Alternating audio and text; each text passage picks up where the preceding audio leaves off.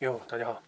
好久不见啊！这个愚人节马上就要过去了，同志们，我好了。又是一年愚人节啊！美国政府已经承认了这个病毒他们泄露的。这个愚人节呢就不搞笑了啊，就跟大家报告一下这2年里我们和病毒对抗，然后感染病毒之后是怎样的，好吧？病毒刚开始在美国出现了之后啊，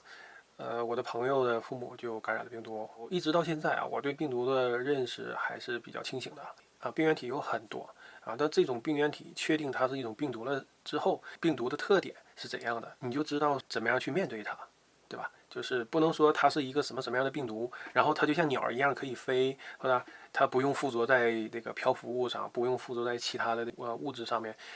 自己就可以飞哈，还可以进食，还可以排泄。不是的，就是它是病毒，那它就是病毒的样子；它是病菌，它就是病菌的样子，对吧？所以你对它有了解呢，心里有个底。怎么说呢？就是大家都恐惧的时候，我就带着我朋友的父母啊去检验病毒啊。结果是他的确是感染了新冠病毒。有很多人就说这你胆儿真大是嘛？那这个和胆儿大没有关系哈，就你对它有了解，就不会过于恐惧，对吗？在之后呢，这边的这个防疫的态度就是说，如果你情况不是很紧急，那么医院是不收你的，除非你很紧急的情况下，然后你叫了救护车，救护车来了之后一看啊，你确实呼吸困难什么的到一定程度了，你需要抢救，他才会给你拉到医院去，重症病房啊什么就 ICU 是吧？给你各种生命支持啊，呼吸机啊、叶克膜之类的啊，就然后把你救回来啊，从死亡线上救回来，救回来了之后到普通病房待不了几天，你就可以回家了，他就降低了这个医疗挤兑啊，医疗资源的挤兑，所以医院里面呢不会人满为患。然后，但是难受的人就难受，就是在家里面干扛啊。医生可能会给你开什么降烧药啊、止咳药啊，大家可能会觉得比较残忍，但实际上你在医院里面也做同样的事情。对他就是顶多就是说他给你的不是药片儿啊，他可能直接就会注射给你啊，起效比较快，仅此而已。同样的这个措施都是一样的，所以你在医院也是做这些事情，你在家里面还是做这些事情。对，这就是美国的防疫的态度，所以在别人看来就是说好像就是放任不管啊，或就是让你回家等死。那你可以这样说，你可以这样说，因为他确实这样做的哈。但是这种情况呢，就是其实并没有提高死亡率啊，然后却又降低了这个医疗挤兑的这个风险。你降低了医疗挤兑的风险呢，就降低了这一种传染病在整个这个社会上面的这个威胁。因为这种传染病最大的威胁就是医疗挤兑啊，全都挤到医院去，然后真正需要得到救助的人得不到救助。这个期间呢，大家也有看新闻哈，这个什么医疗船到纽约来了啊，医疗团过来了，给大伙儿看一看。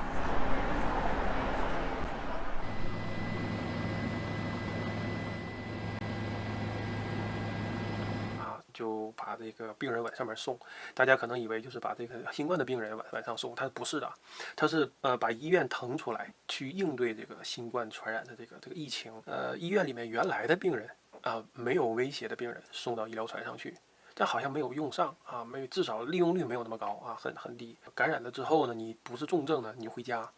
啊，然后重症呢就在医院里面抢救，抢救出来了之后还是给你送回家。对，他们是这样的方式来降低医疗挤兑，然后来降低这个病毒对这个社会的威胁。大家看到说这个死了很多人啊，感染率也很高，死亡好像已经是在100万上下了。可能需要解释一下，就是说，美国呢是这样的，所有只要沾了这个病毒，只要是感染了这个病毒，不论他怎么死的，全部都算感染病毒死的。另外呢，就是如果你家里面有因为新冠病毒而死亡的病人啊，你的亲属，你可以得到啊，应该是直系亲属吧，我不是很确定啊，你会得到一笔补偿啊，政府给的补偿啊，几万块钱吧，几万美元，对，所以这样呢，就无形中推高了这个死亡数字，所以这里面有可能就是很多是心脏病人死的啊，什么肺炎呐、什么那个脑炎呐、不管什么样，只要测出都有可能啊，各种死亡的那个就在传统，比如说我们国家心脏病我死了就是死了，你肯定不可能说这个人是新冠病人、新冠死亡病例，对吧？但是如果在美国的话，这人心脏病死了，然后验尸发现了新冠病毒，他是感染者，OK，他就算新冠死亡之一，就这样神奇，对。所以如果你看这死亡100万，这里面这怎么死的都有，这种统计方式啊，不是针对新冠病毒设计的。往年所有这些流感季节，然后死亡的病例，什么心脏病啊，什么肺炎呐、什么那个脑炎呐、不管什么样，只要测出了流感病毒，那它都算流感病毒死亡病例。对欧美的这个流行病的死亡，它是这样统计的啊，就大家心里有个数啊，是这样的，所以也不需要太过于吃惊啊。然后也希望就是国内的朋友们也不用太担心我们，就是还好啊，不至于，也不是地狱般的生活啊，就是还好。然后整个这个期间这2年里啊，都一切正常啊，我们全家都很健康。但是我心里面我知道，就是我们没有感染上，并不是我们这个防疫手段有多充分啊，并不是。我相信就是说是这个病毒的这个速度也不够快，范围也不够大，还是我们接触的人和物啊，的确是没有多少是感染了病毒的。那后面也确实印证了我的那个猜测啊，在去年年末的时候，这个奥密克戎这个变异毒株一开始泛滥，然后也有一种不祥的预兆哈。但果然，这个1月份的时候，1月1号感染这病毒之后呢，我还记了这个记了全程，大概是1号、2号的时候开始出现症状，腰疼肌肉疼，然后3号就发烧，4号呢这个就退烧了，然后我5号去做测试，然后6号就没有味觉了，这一段太痛苦了，2个礼拜吧，到19号味觉就恢复了。这个期间什么变化都没有啊，身体没有任何征兆，什么发烧啊，什么头疼啊，什么都没有，就是没有味觉。也就是说，从发病到失去味觉5天，2号发病，6号失去味觉啊。我3号发烧的时候，4号退烧，包括5号我出去医院去检测病毒，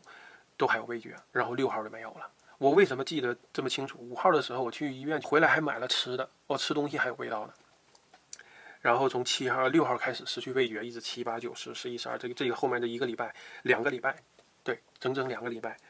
就一直是没有味觉，没有其他任何问题，只是吃不出东西吃不出味道。然后19号就基本恢复了，能吃出味道了，然后20、21、22、23号，大概4、5天时间，就基本上完全恢复了，就身体上、生理上没有任何异样，一切正常生活了。但是进入2月，也就是我这个身体完全恢复了1个礼拜之后，23号恢复的1个礼拜之后，就进入了2月，开始出现呼吸有异响有噪音，就是当呼吸的时候，隐隐的就会有那种声音，倒不是这种喘就吼吼的那个声音气管有这个声音，但是不是一直有，就是忽然就会出现这种声音，我咳2下就消失了。然后等到2月的后半个月，鼻子就开始有过敏的那种感觉流鼻涕痒痒。到了3月份过敏的这个症状持续了1个月，不是每天都发生，不是一定会发生，但很频繁，有可能是过敏，但是我从来不过敏，这么多年了，有这样传说我来美国之后7年过了7年你就不会过敏了。如果你会过敏的话，不超过7年，你一定会开始有过敏的情况。我已经多少年了？这已经9年了吧，10年了。对，今年来美国10年了，就今年开始过敏了，所以有可能是因为这个感染病毒的情况体质有什么改变，反正开始过敏了。但是过了1个月，2月中旬到3月的中下旬这个过敏的情况才开始改善一直到现在。我现在可能鼻子还是鼻音大家能听得出来。那到今天是4月1号嘛，就几乎没有任何问题了。2年后的愚人节从1月份感染一直折腾到4月1号，3个月吧折腾了3个月。说折腾呢也没有什么，就是有那么2个礼拜失去味觉，然后有2天发烧，差不多就是这样的。谁知道有没有长远的这个影响那就以后再说了。大家愚人节快乐，我们下个视频再见，拜拜。